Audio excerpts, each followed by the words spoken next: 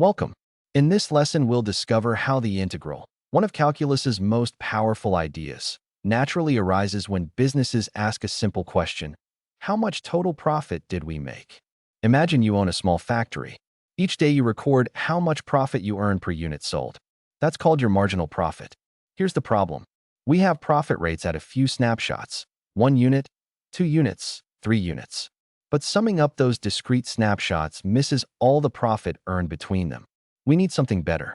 That question is exactly what the integral was built to answer. Here are our axes. The horizontal axis is quantity sold, how many units we've produced. The vertical axis is the marginal profit, how much money we earn on each additional unit. This parabola is our marginal profit function. P of Q equals negative 2Q squared plus 16Q minus 20. It starts negative. Those early units cost more to produce than they earn. It peaks around Q equals 4, where we're earning $12 per unit. Then it falls as the market saturates. The curve crosses 0 at Q equals 2 and Q equals 8. Those are our break-even points. Only between them is the company actually profitable. The peak at Q equals 4 is where marginal profit is highest, $12 per unit. But remember, this is the rate, not the total. The red shaded region, where the curve dips below the x-axis, represents losses. When we sell those early units, we're losing money on each one. A business might still operate in this region to build market share or to cover fixed costs. That's a strategic decision. But calculus shows us exactly what it costs.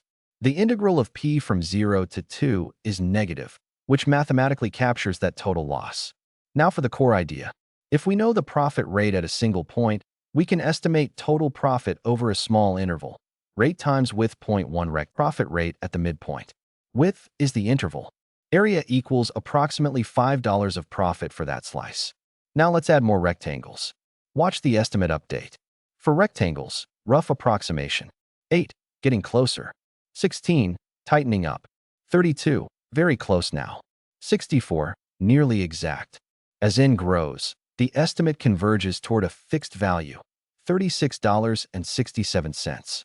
As n approaches infinity, the Riemann sum becomes the integral. The definite integral is formally defined as the limit of the Riemann sum as the number of rectangles approaches infinity. Read this as the integral from a to b of f of x dx equals the limit of the sum of f at sample points times tiny widths delta x. The integral symbol on the left, that elongated s, is shorthand for this entire limiting process. Leibniz chose it as a nod to summa, the Latin word for sum. Our specific integral, from q equals 2 to q equals 7, integrating the marginal profit function. This will give us the exact total profit over that production range. Computing limits of infinite sums sounds hard, but there's a shortcut. The fundamental theorem of calculus: if f is any antiderivative of f, meaning f prime equals f, then the definite integral is simply f of b minus f of a. No limits needed. Just evaluate at 2 points. The power rule for antiderivatives. The antiderivative of x to the n is x to the n plus 1 divided by n plus 1. We'll apply this to each term of our marginal profit function. Let's find the antiderivative term by term.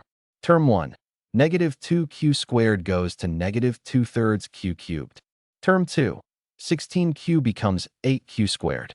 Term 3, negative 20 becomes negative 20q. Combined, f of q equals negative 2/3 q cubed plus 8q squared minus 20q.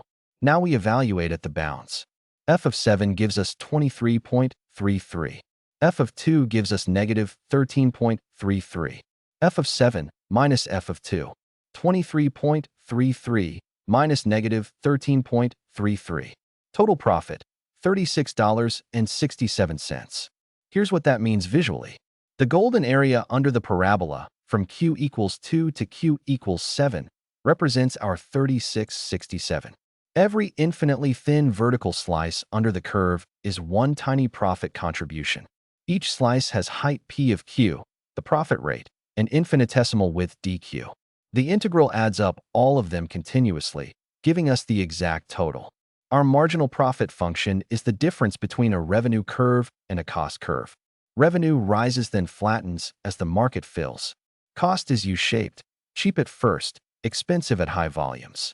The golden band between them, where revenue exceeds cost, that's profit. Integrating the gap between revenue and cost is mathematically identical to integrating marginal profit directly. Two views of the same truth. Integrals appear throughout economics. Here are two more: consumer surplus and producer surplus. At equilibrium, supply meets demand.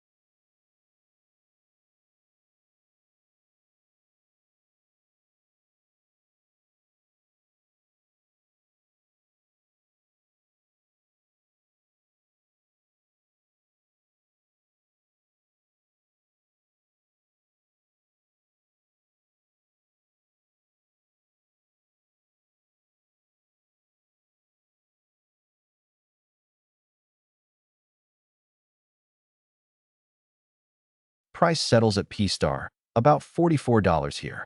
But some buyers would have paid more, and some sellers would have accepted less. Consumer surplus, in teal, is the area between the demand curve and the equilibrium price. It's the value buyers received beyond what they actually paid. Producer surplus, in orange, is the area between the equilibrium price and the supply curve. It's the extra revenue sellers earned above their minimum acceptable price. Both are definite integrals measuring areas. The same tool, applied to understanding who benefits from a market transaction. 1. The integral is the limit of Riemann sums as delta Q approaches 0. 2. The area under a marginal profit curve equals total profit. 3. The fundamental theorem lets us use antiderivatives instead of infinite sums. 4. The area between revenue and cost curves gives the same answer.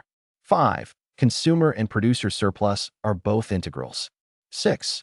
Wherever a rate accumulates over a quantity, an integral measures the total. The integral is one of humanity's greatest intellectual achievements. It turns the question, how much in total, into a beautiful geometric answer: the area under a curve. Distance, revenue, profit, surplus, energy, probability. All of them integrals. All of them areas. All of them sums.